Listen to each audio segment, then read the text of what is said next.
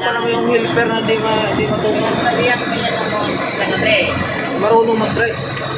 Sabihan ko siya sa gabi. Kung talagang sigilo ka, aralan mo lahat ng gawain. Kasi ganyan pinakulong mo ka. Bawat bigas ko, hindi ko ba dahil may hirap mo lahat. Oo, charge lahat na.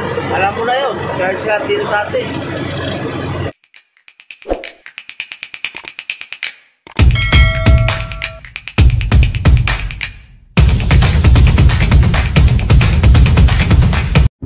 Bibiyahe na kami. Ito muna yung pinapatira ko kasi sakit yung ano ko, parang arthritis na ako eh. Sakit na yung paa. Kaya ito muna partner ko dati ang pinapatira ko kasi yung helper ko, hindi pa marunong yun, tuturuan ko pa yun.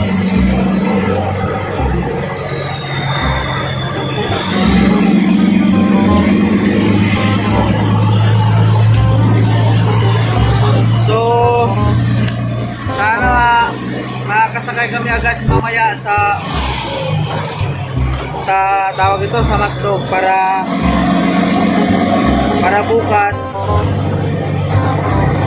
bukas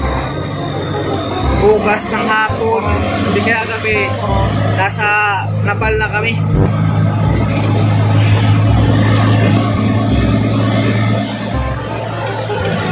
So ayan, ganyan ba rin ba yung mga helper nyo? Binabitawan nyo rin ba? Ngayon, babatikusin nyo na naman ako. Sino na naman yung babatiko sa akin dito kasi walang seatbelt. Wala, pinapatry po sa highway.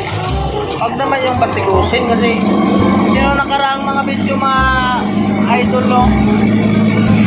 Pinabatikos ako nun. Ayan o, nangihiling na. O diba? Ayan ang mga gusto kong banat para tipid sa diesel. Angkada, bitaw. Kasi nung nakaraang video namin, nung nagsama pa kami nito, kung saan yung biyahe natin yung tol? Sa ano yata yun? Heron-ron no? Pinabatikos ako kasi bakit to pinabadrive ko to? Na delikado daw ginagawa ko. Unang-una no, ito may lisensya na. Kaya nga tinitraining namin to, para sa akin lang talaga, tinitraining ko to kung kami lang lagi nag-partner to. Training ko talaga to hanggang mabansay talaga. Ngayon, bansay-bansay na yan. Ayan o, pwede na yan bitawan. Pwede na itong bitawan. Pero itong highway, katulad dito, binibitawan ko na sa highway.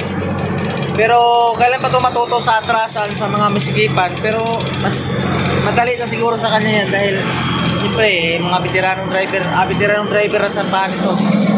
Veteranong driver ito sa Newtek. So alam na yung gagawin.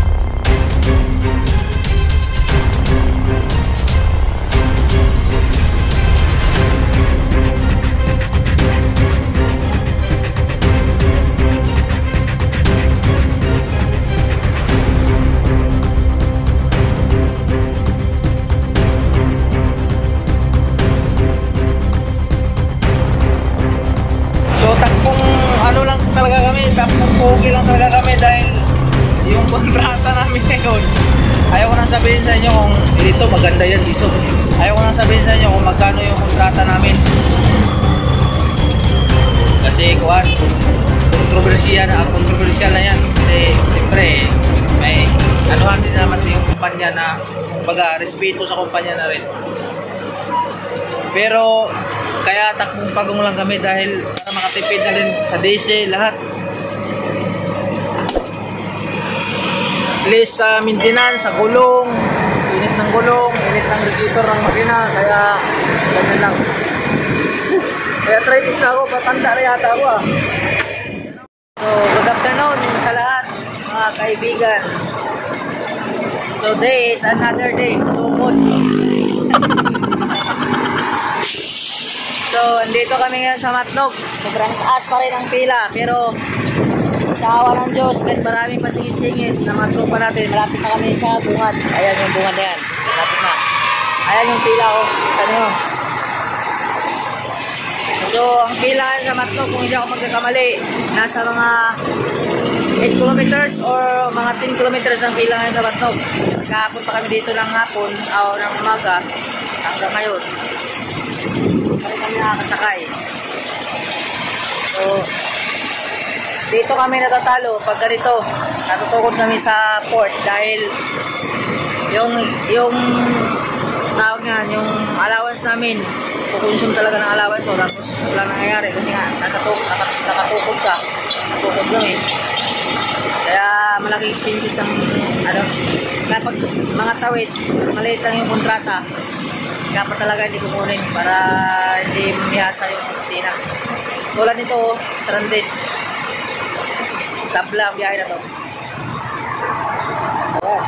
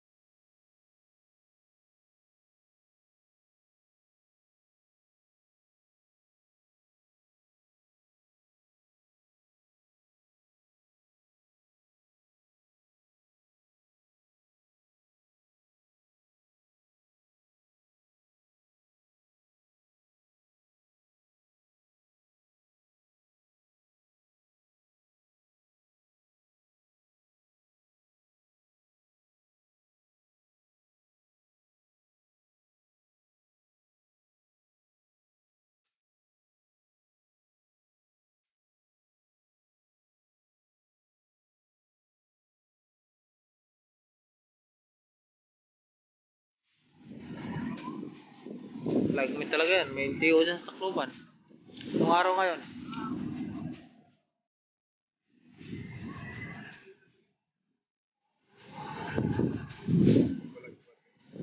Ano bang klaseng kapitan to? Pabalagbag mo yung daong niya.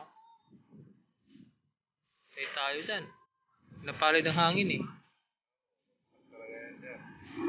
Ah, ang galing oh. Putang saktuhan. Pinabalagbag talaga mo. Sakto oh. Ayan oh. Oh. Oh, yung rampa oh. Sakto, sakto.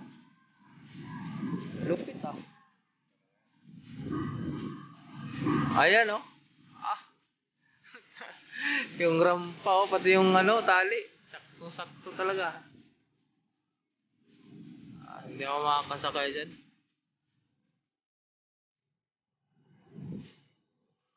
Ano nga yan? Papapa ba yung mga kagana? Hindi, sasakay pa lang yun. Makakarga na yun oh. Ang barko ng TikToker oh. Yun yata yung mga barko ng Biba eh.